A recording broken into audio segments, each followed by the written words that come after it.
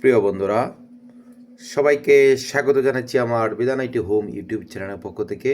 প্রিয় বন্ধুরা, যারা বেসরকারি শিক্ষক রয়েছেন তাদের জন্য একটি প্রস্তাব বা সুপারিশ বর্তমান যে শিক্ষামন্ত্রী রয়েছেন উনি সুপারিশ করেছেন আপনাদের যে উৎসব ভাতা, সেই উৎসব ভাতা 60% করার জন্য। সম্ভবত আগে 50% ছিল, সেটাকে বাড়িয়ে 60% করার জন্য সুপারিশ করে অর্থ মন্ত্রণালয়ের কাছে বা অর্থমন্ত্রীর কাছে পাঠানো হয়েছে। সেরকম একটি খবর প্রকাশিত হয়েছে। দেখি কি লিখেছে এই খবরের মধ্যে।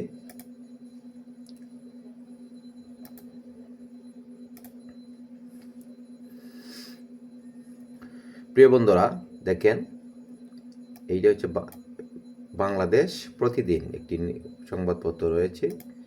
সেই বাংলাদেশ প্রতিদিনে এই নিউজটা প্রকাশ করেছে। দেখেন, প্রকাশ হচ্ছে 12টা 16 মঙ্গলবার 17 মার্চ 2026, অর্থাৎ আজকে মঙ্গলবার। সেই মঙ্গলবারে এই খবরটা প্রকাশিত করা হয়েছে। দেখেন কি লিখেছে। বেসরকারি শিক্ষকদের উৎসব ভাতার মূল বেতনের 60% করার সুপারিশ। অর্থাৎ বেসরকারি যে শিক্ষক রয়েছেন আপনারা, তার জন্য 60% করার সুপারিশ করা হয়েছে উৎসব ভাতা।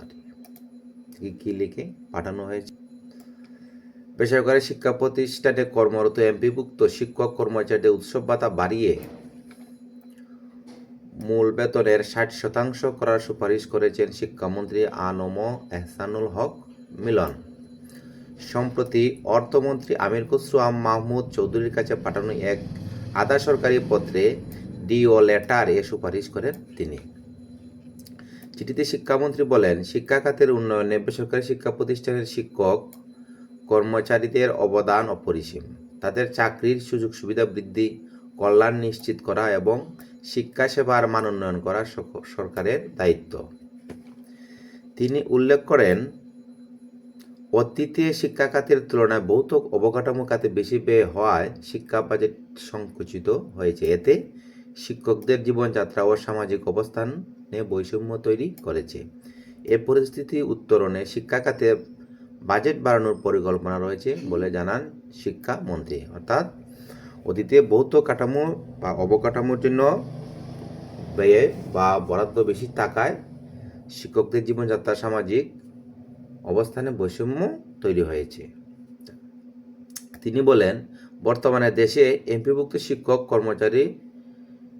কর্মচারীর সংখ্যা প্রায় 6,04,651 জন। বর্তমানে বেসরকারি এমপিভুক্ত শিক্ষক এবং কর্মচারী রয়েছেন 6,04,651।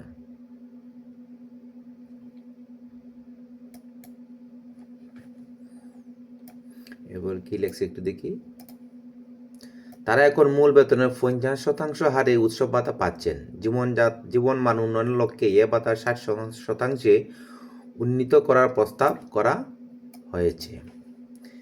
এতে অতিরিক্ত 10% ভাতা বৃদ্ধির কারণে মাধ্যমিক ও উচ্চ মাধ্যমিক বিভাগে বছরে 190 কোটি টাকা এবং কারিগরি ও মাদ্রাসা শিক্ষায় বিভাগে 95 কোটি 80 লাখ টাকা, মোট 285 কোটি 80 লাখ টাকা অতিরিক্ত বরাদ্দ প্রয়োজন হবে। এ অবস্থায় 2025-26 অর্থবছরের সংশোধিত বাজেটে প্রয়োজনীয় অতিরিক্ত বরাদ্দ দেওয়ার জন্য অর্থমন্ত্রীর কাছে অনুরোধ